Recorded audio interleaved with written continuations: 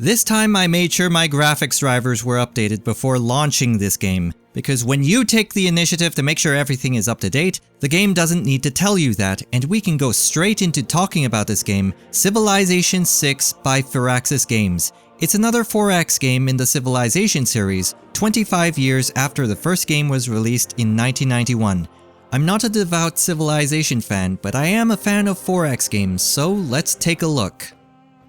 For the most part, you do the same things as in other Civilization games. You assign your population to work on different tiles, you discover strategic resources on the map and exploit them, you colonize new sections of the map and build roads between them, but this time around, you build the roads using trade routes. As far as I can tell, you can have as many cities as you want without penalty. This wasn't the case with Civilization 5 and Beyond Earth with the happiness and health systems respectively, and I've actually called them 2X games in the past because of it, but that restriction has been lifted.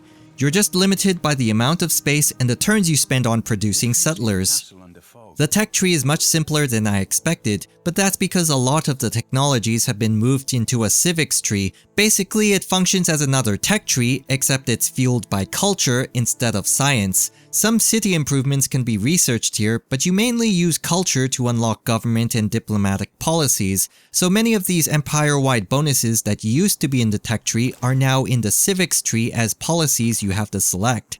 What I do like in both of these trees is that you can have these eureka moments that fill up 50% of the science or culture of a specific tech based on what you do in the game, and they're very simple things, so if you do something like build a lumber mill, half of the mass production tech gets researched automatically.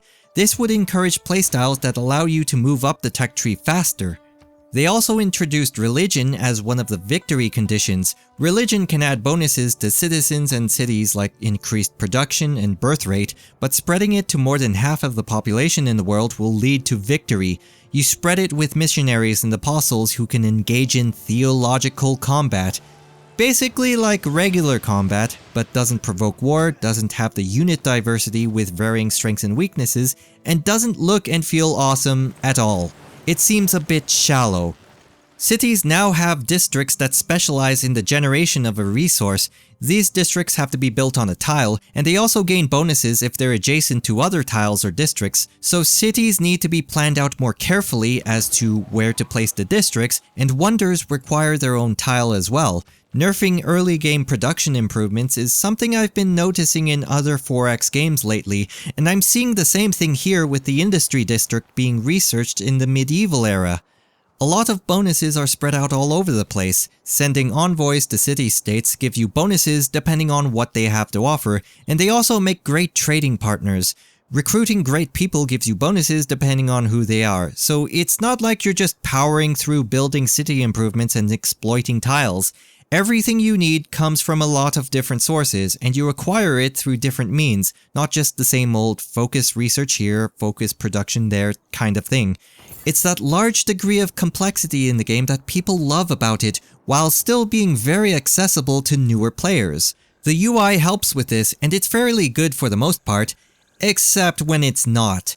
I noticed that when I'm trying to move my units around, the game would automatically select a different unit. So I end up moving units I didn't intend to move. The game is forcing me to play much slower than I'm capable of, and it's really frustrating. I know what I want to do, just stay still and let me do it.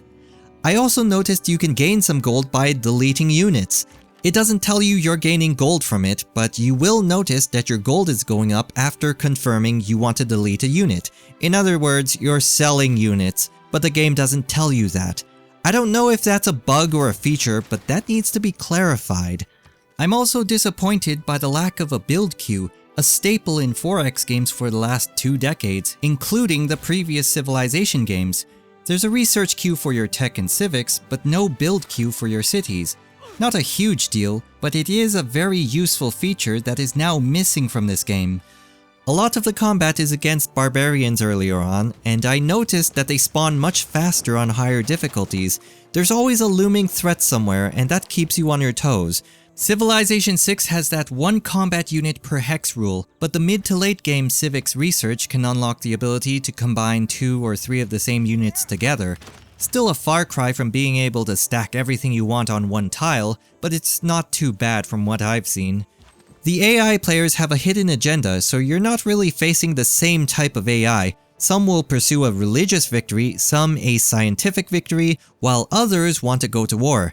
They also have their own likes and dislikes you can figure out, so you have the option to make them like you or piss them off. But as usual, if you don't produce enough units and you make yourself look weak to the rest of the world, everyone will want to take you out anyway.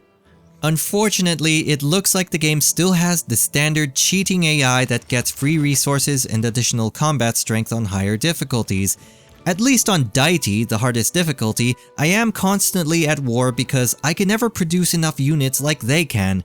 Their army can easily crush mine. They declare war, yet they don't really make a move. I simply hold choke points, and that's it.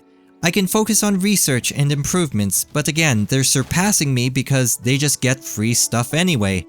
I whittle down their army, they ask for peace, they make a bunch of units, and then declare war again. Seriously, the difficulty should just be called the handicap because that's what it really is. A handicap placed on yourself. It doesn't necessarily make it more difficult because the AI doesn't make better decisions. They just get bonuses like extra resources every turn and additional combat strength.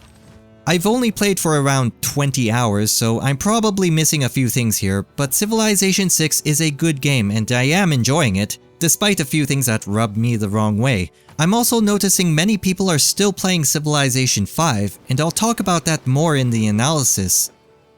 We're coming up for the Christmas holidays, so everyone is plastering advertisements everywhere and getting their games out the door.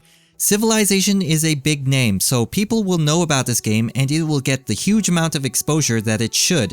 Even though you won't be hearing about this game much once the bigger games come out in a few weeks, this is a series that doesn't go away easily. The game seems to have received great reviews, and I'd imagine the Steam Winter Sale will put it back in the spotlight quickly. I would expect expansions for the game because Civilization games always have expansions and they always improve the base game. After a few months, I think there will be an expansion announced, but not released, and I'm thinking they'll be expanding on the religious combat because that just feels a bit shallow at this time. I think most people are going to hold out for a sale, and that's accounting for the 850,000 copies sold on Steam already, according to Steam Spy. Many of them are still playing Civilization 5, which, according to Steam charts, over 40,000 people are playing every day. This is a Civilization game. It's basically the same game everyone's been playing for the last 2 decades, but with improved graphics and a few changes to the gameplay to mix things up a bit and improve it. There has been something that really surprised me. Team Liquid announced that they will be running a competitive Civilization 6 team. Like really? I don't see how any Civilization game can be played in a tournament environment, but apparently this is a thing they believe is worth investing in. As if they need another game where they choke. I really don't know what's going to happen here, but it's something to keep an eye on. As with all 4X games, it takes several games and several hours in each of them to understand what you're doing. For me personally, I have to be enjoying a 4X game within the first 12 hours, and I have to say, it's pretty good and I'm enjoying it. But when you have other games vying for your attention, it becomes much harder for it to compete. I could never really get into the Civilization series for one reason or another, but at the very least, any fan of 4X games will have a good time with it. I think we can all agree on one thing, $60 is a lot to ask for, and even though nearly 1 million copies have been sold so far, there's still many more players waiting for the price to drop. In a few months, we'll check back with the game to see what happens to it. Thanks for watching!